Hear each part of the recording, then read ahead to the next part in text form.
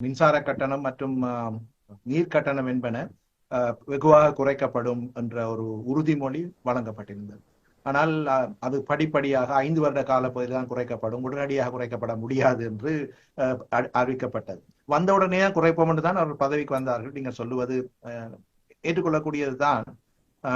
ஆனால் இப்போது இருக்கின்ற நிலைமைகளை வைத்துக் கொண்டு அதனை செய்ய முடியாது என்று சொல்லக்கூடும்.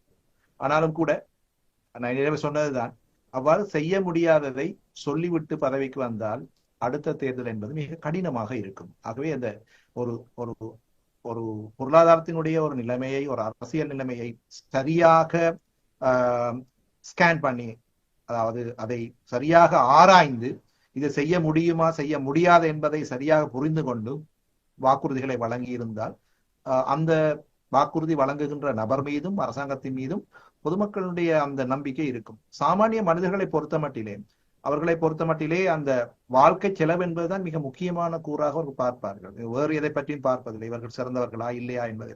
வாழ்க்கை செலவு என்பதுதான் மிக முக்கிய கூறாக இருந்திருக்கிறது.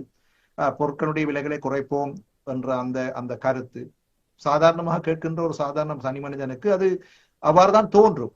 ஆனால் இந்த பொருட்களுடைய விலைகளை குறைப்பது என்பது எவ்வளவு தூரம் சாத்தியம் என்பதை அந்த ஆட்சியாளர்கள் புரிந்து கொள்ளாமல் இல்லை. அந்த காலப்பகுதியில் அது முடியுமா முடியாதா என்பதை தெரிந்து கொண்டும் இவ்வாறு சொல்லுவது தான் மிக மோசமான ஒரு விளைவை ஏற்படுத்தக்கூடும். பொதுமக்கள் நான் நிலவே சொன்னது போலத்தான் வந்த பொழுது, அதாவது அந்த வாக்கை வழங்கிய போது இருந்த அந்த நம்பிக்கை இப்போது படிப்படியாக சிதைந்து கொண்டு வருகிறது என்பதுதான் யதார்த்தம்.